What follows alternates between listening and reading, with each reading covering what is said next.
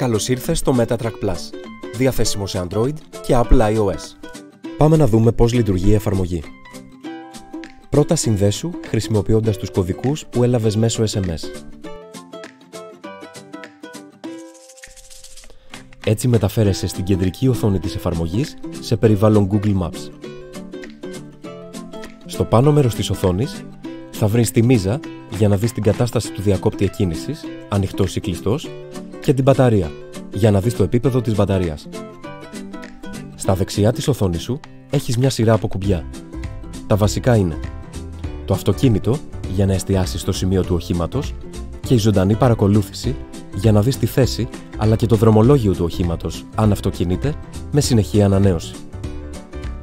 Η επιλογή του κόκκινου οχήματος στο χάρτη σε ενημερώνει για την ώρα αν αυτό είναι σταθμευμένο, ενώ αν κινείται και η ζωντανή παρακολούθηση έχει ενεργοποιηθεί, σε ενημερώνει για τη θέση και την ταχύτητά του σε πραγματικό χρόνο.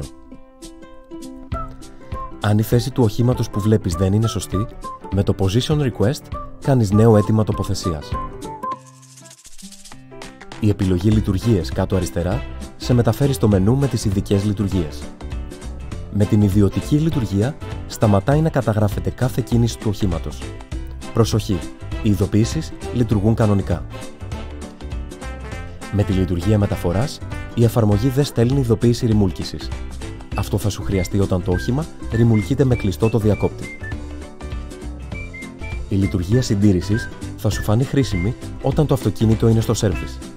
Έτσι αποφεύγεις λανθασμένες ειδοποίησεις και τον αποπρογραμματισμό του συστήματος από μια αλλαγή μπαταρίας.